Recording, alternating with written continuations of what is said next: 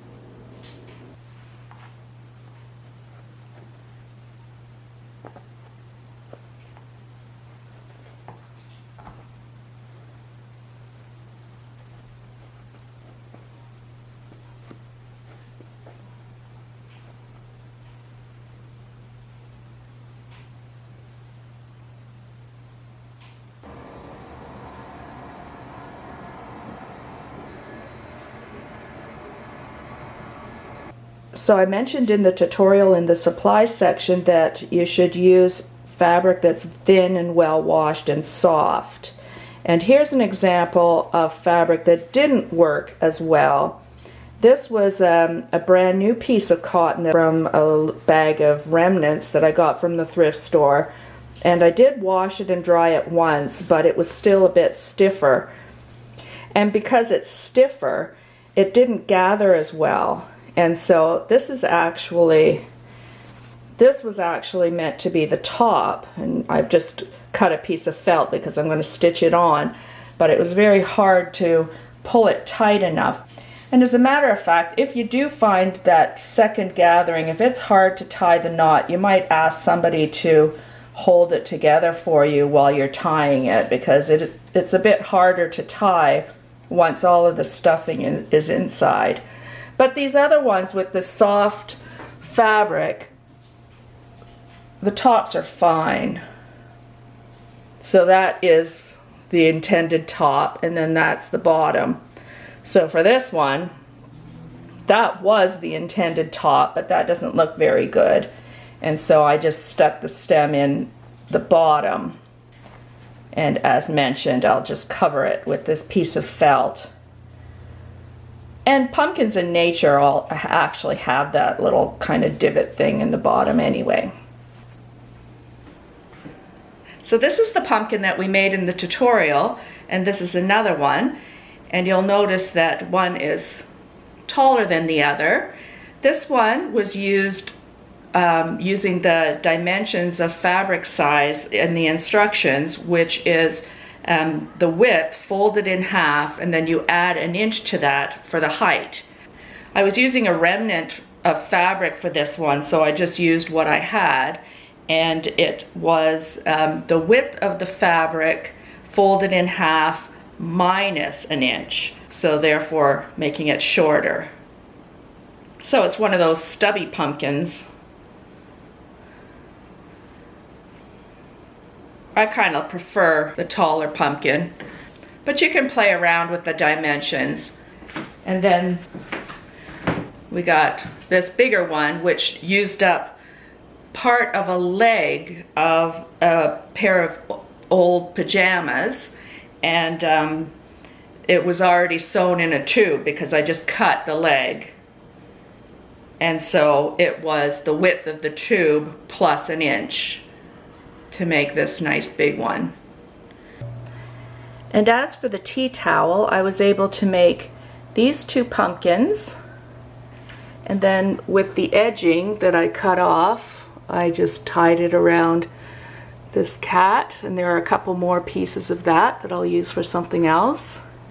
And also here is a little mat. I just frayed the edges to make a little table mat. And then there was also quite a big piece left over that will make a nice tray liner or table mat. And this is just the manufactured edging there, and then this was the raw end, and I just ironed it down, and then I'm just going to stitch it with my sewing machine. While this one isn't the traditional autumn colors, it'll go nicely with this collection of blue things I have in here.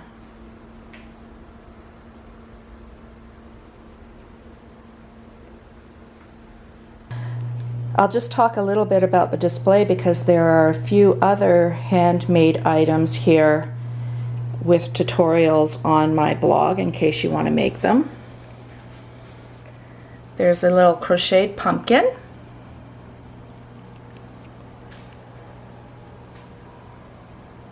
And a doily.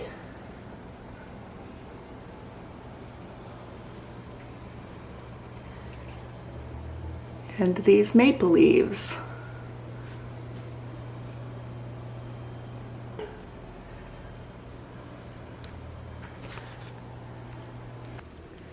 So I guess that's it. I hope you'll try making a fabric pumpkin for yourself. Thanks for watching.